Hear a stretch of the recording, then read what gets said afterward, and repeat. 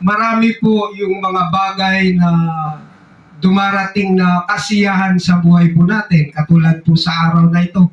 Ito po yung nagbibigay ng kagalakan minsan kasi lalo na pagka wala kang kasama sa boarding house, nayayamot ka laang doon. Pero may lugar na nagsasatisfy sa'yo. Punta ako sa church para makita ko yung kapatid ko doon na pag bungad pa lang nakangiti na. Ayan, so yun po, nagkakaroon po tayo ng kasiyahan.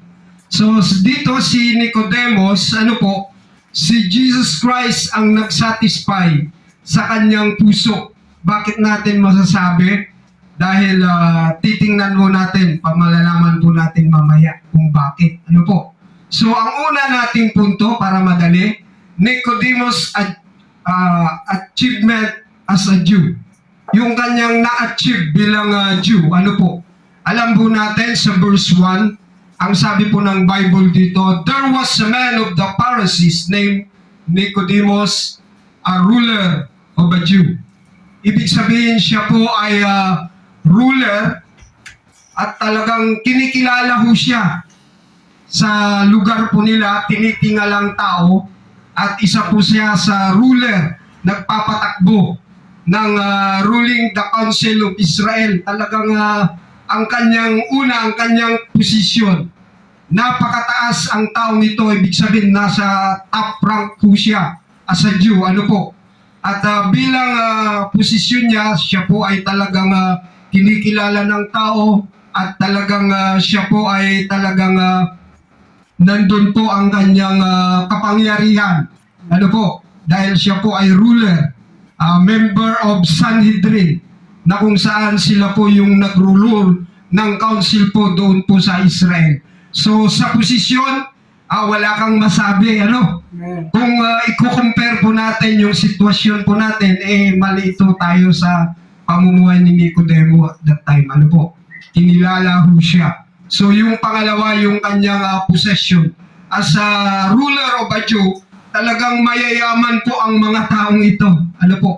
Siya po ay may kayamanan. Nandiyan kasi yung pera pagka nandun ka sa nag-rule. Katulad po sa Pilipinas, yung mga ruler na talagang sakim.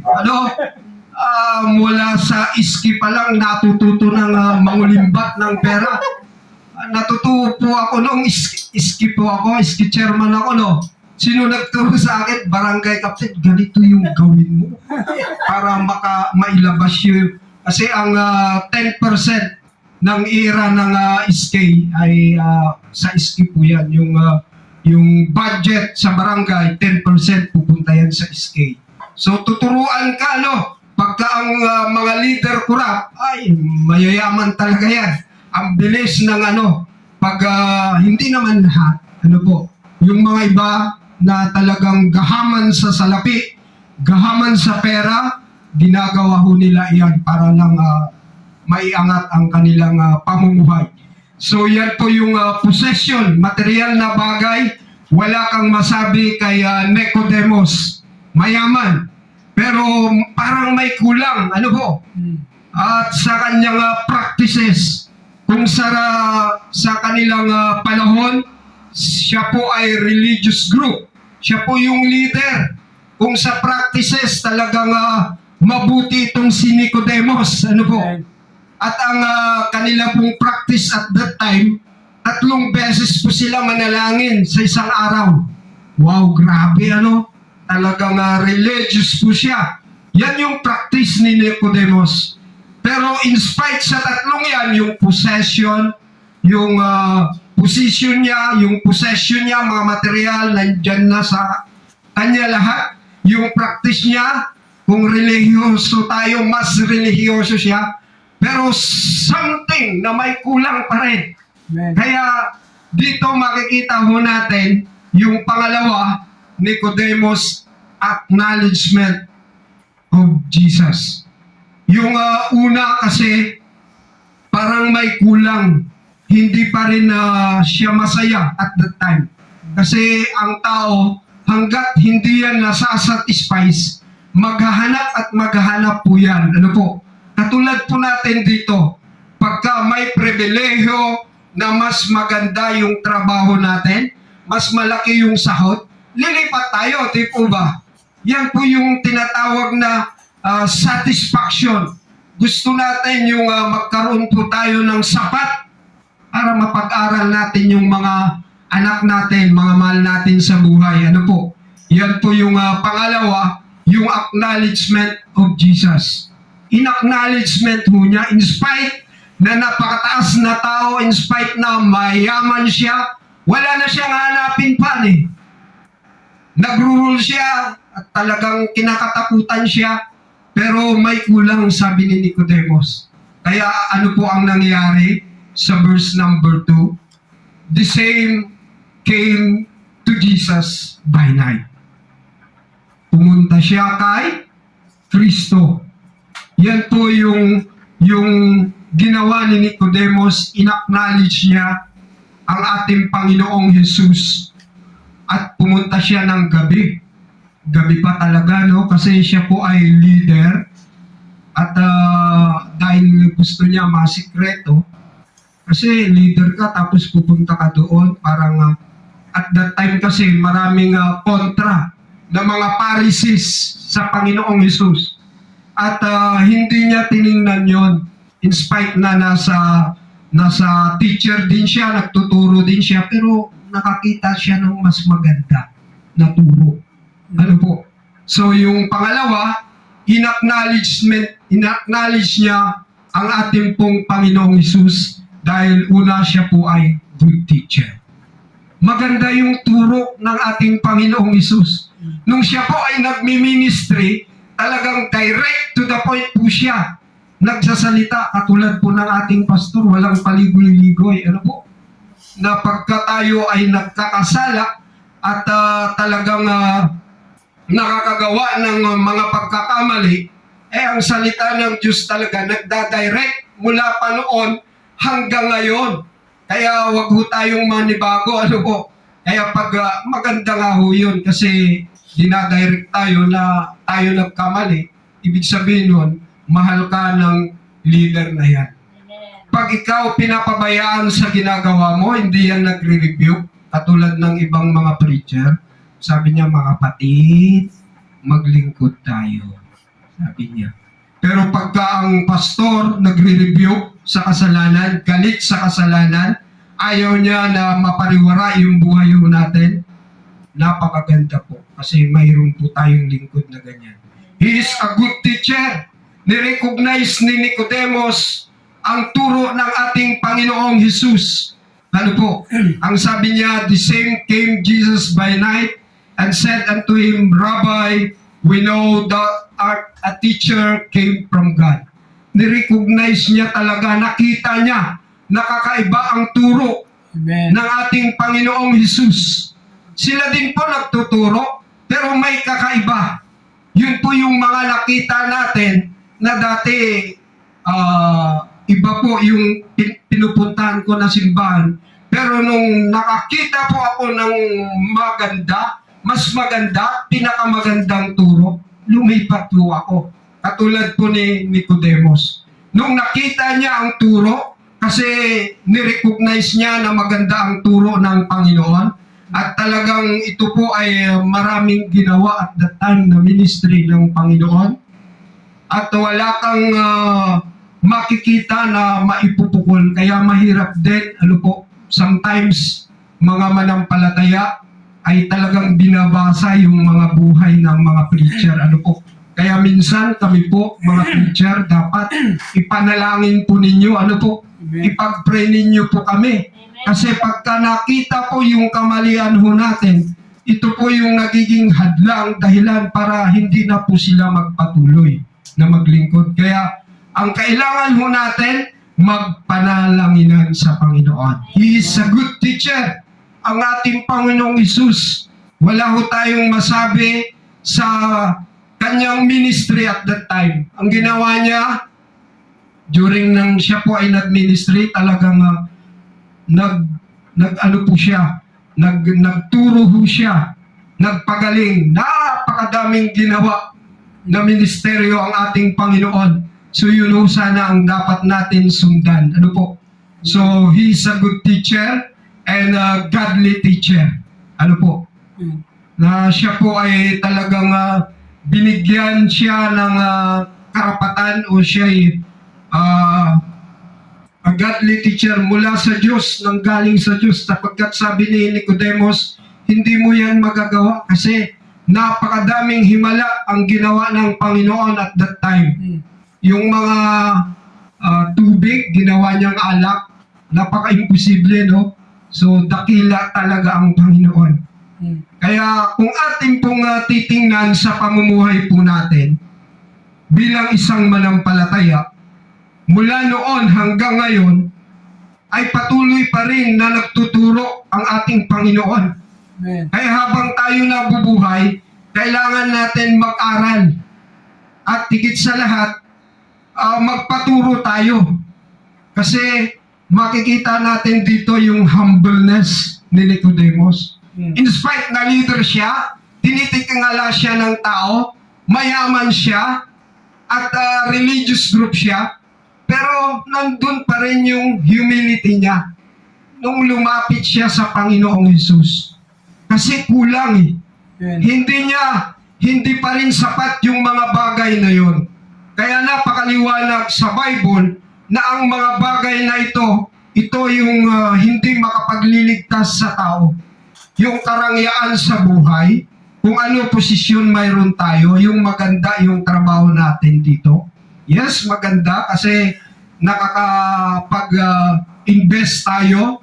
Maganda nung mayroon ho tayong malaking sahod kasi nakakatulong ho tayo. Yung practices ho natin na naglilingkod tayo sa Panginoon, maganda. Pero ang pinaka-the best na sa atin bilang isang manampalataya, yung lumapit tayo sa Diyos at magkaroon ho tayo ng puso na handa magpaturo sa kanyang turo. Na which is ang turo ng Panginoon ay galing naman sa Bible. Hindi lang naman kathang isip ni pastor, ng preacher ang kanyang sinasabi. Sapagkat ito po ay nakabase sa salita ng Diyos. Ano po? Kaya pagka tayo minsan nagagalit, huwag tayong magalit sa preacher. Magalit ka sa Diyos. Kasi salita niya yan eh. Ano po?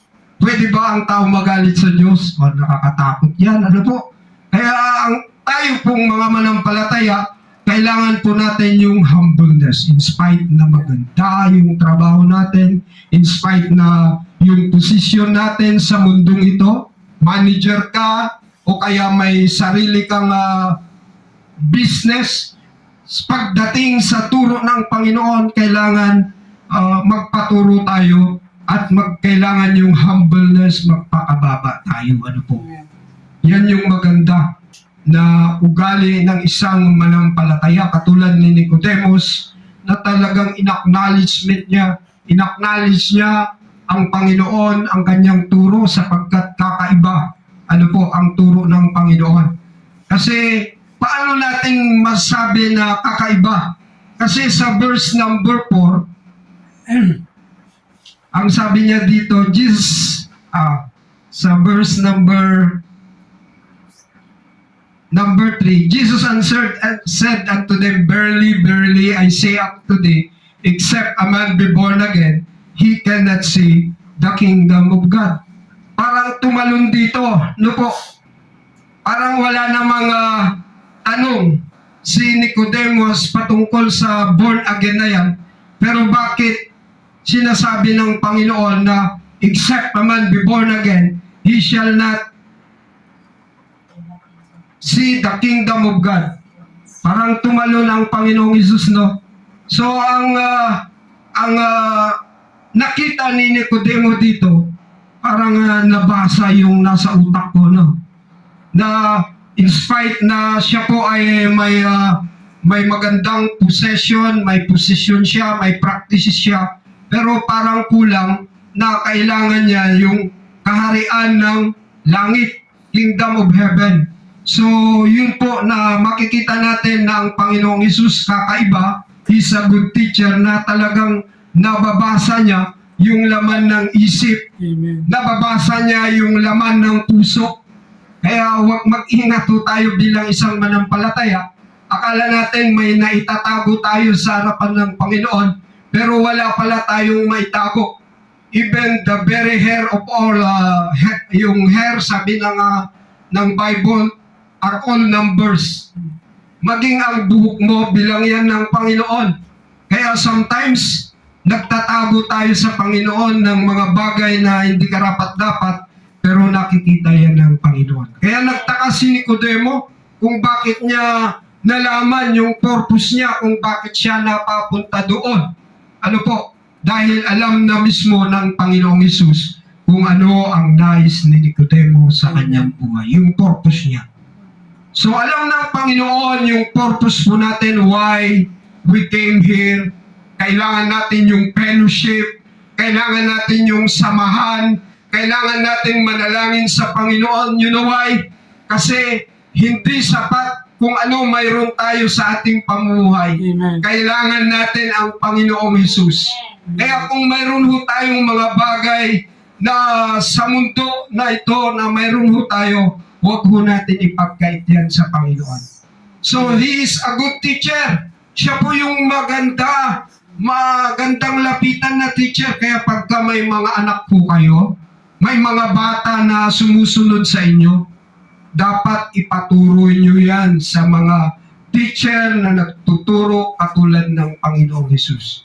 Napakaganda kasi sa mga anak natin, yung huhubugin sila, salita ng Diyos. Huwag ka nang matakot, pagtanda mo sigurado alagaan ka niya. Kasi may takot yan sa Diyos. Amen. Pero pag yan, hindi yan naturuan, lumapit sa Diyos, dahil ang Panginoon lang ang makapagbabago sa buhay ng tao. Hindi man natin kaya baguhin yung buhay natin. Dati, talagang sobra yung kalukuhan natin. Talagang how great thou art, kung paano tayo binago ng Panginoon. Dati sa panahon na ganito, tulog lang tayo sa boarding house. Wala tayong ginagawa. Bahala kayo dyan. Ang gusto ko, kumain lang, matulog. Sapat na yun, satisfied na ako. Pero ang tunay na manampalataya, hanapin niya kung ano ang maipaglingkod niya sa Panginoon. Ayan ang tunay na satisfaction. Amen. Yung mapaglingkuran mo ang Panginoon, maisuko mo ang buhay mo, maibagay mo yung best mo sa Panginoon. Wow! Napakaganda sa pakiramdam mo Amen. ng isang manampalataya. Kaya pagka araw ng linggo, sometimes may pasok tayo, di natin maiwasan yun. Sa trabaho, parang ang nagtatrabaho ka, pero ang isip mo sa gawain pa rin. Kumusta na kaya yung mga kapatid doon? Kumusta na kaya yung gawain doon? So, yun po yung maganda, ano po, na talagang nagkakaroon po tayo ng hangad, ng acknowledgement kung paano yung gawain ng Panginoon. Ano po? Pangatlo, para hindi mo tayo, yung pangatlo, yung Nicodemus acceptance of Jesus. Talagang inaccept niya. How he accept Jesus? He meet Jesus Christ intentionally. Ito na yung maganda. Intention niya talaga na puntahan. Kasi kakaiba Nakita niya sa Panginoong Hesus nakakaiba, kaya kailangan niyang lumapit. Maganda yung turo niya. Ikaw ba naman maganda yung turo? Talagang yung pasihan sa Bible, tapos lalayo ka pa sa Panginoon. Tapos maghanap ka pa ng iba, yung mas baka dahil sa kahanap mo, nakahanap ka na ng katulad ng pogi sa barangay namin. Hanap siya ng hanap, hanggang nakahanap, mali. Kaya tayong mga manampalataya, pagka ang Bible pinag-uusapan dito sa church, huwag ka nang maghanap ng iba, Yes, stick na gamitin ka ng Panginoon dyan, magpagamit ka sa Diyos, yun po yung nararapat bilang isang manampalataya. So, Nicodemus, acceptance of Jesus. Talagang intention niya na pinuntahan gabi. Alam nyo, sikreto yan kasi gabi siya pumunta. Marahil takot siya o kaya nahihiya kasi teacher siya, then pupunta siya doon. Natatakot siya. Kasi at that time, maraming nagpe-persecute sa ating Panginoong Hesus. Kaya para iwas siya, na pumunta siya sa gabi. O kaya makita mo yung sakripisyo na ginawa ni Nicodemus, pumunta pa talaga gabi at gagawa ng paraan. Kaya maraming mga manampalataya na pag gusto mo manambahan sa Panginoon, gagawa ka ng paraan, katulad ni Nicodemus. Kahit gabi, punta yan. Gabi na late na ako sa work na lumabas, saka na lang. Sila lang doon. Hindi po dapat, kahit gabi, pagka may time ka maglingkod sa Panginoon, puntahan mo ang Panginoon sapagkat siya po ang nagbibigay lakas. Mahinang-mahina na ako, pagod na ako. Sino ba nagbibigay ng lakas? Subukan mo yung pagod na pagod ka, antok na antok ka, punta ka sa church. Mabubuhay ang natin pagka nandito na sa church kasi sisigawan tayo ng pastor. Magbubulat ka. So, masaya maglingkod sa Panginoon. Amen. Pagka tayo po ay ina-accept natin na Jesus, na talagang kasi pag once ang tunay na manampalataya, intention niya na magpagamit sa Diyos. Kahit ano yung estado mo sa buhay mo, sabihin mo, wala man ako magagawa sa Panginoon, hindi po. Niligtas tayo ng Panginoon. Alam nyo, iba-iba yung kultura mayroon tayo. May Ilocano, may Cebuano, iba-iba. Ibang pag-uugali. Pero bakit nag-iisa? Kasi yun po yung purpose ng Panginoon, kahit iba-iba yung ugali natin. Pero dahil sa salita ng Diyos, dahil sa turo ng Diyos, nagkakaisa tayo. Amen. Amen po ba? Amen. Nagkakaisa tayo dahil sa turo ng Panginoon. Nagkakaroon po ng harmony. Sa choir nga, minsan may papuntang kanan, papuntang kaliwa, pero pag nagsabay-sabayan, gumaganda naman. So yun po yung maganda, yung intention mo na paglingkuran ang Panginoon. Intention ni Nicodemo na talagang paglingkuran niya ang Panginoon, puntahan siya. Hindi siya nagdalawang isip. Kaya tayong mga nanampalataya, huwag tayong magdalawang isip, paglingkuran natin ang ating Panginoon sa ating buhay. He met Jesus Christ intentionally. And last na, He met Jesus intimately. Intimate? Amen. Talagang seryoso, po? Kahit siya po ay talagang leader at talagang ang mga nagbabantay, maybe may mga bantay din ito sa kanya. Pero intimately, nais niya na makausap ang Panginoon kasi may kulang. Ganon din ho tayo na parang sa isang linggo, hindi ka napaglingkod sa Panginoon, parang kulang yung linggo natin. Amen. Pero may mga manampalataya, sinasabi niya, manampalataya din ako, pero isang taon na, hindi pa nagsisimba. Wala man lang pagnanasa, pagnanais, paghahangad na maglingkod sa Panginoon.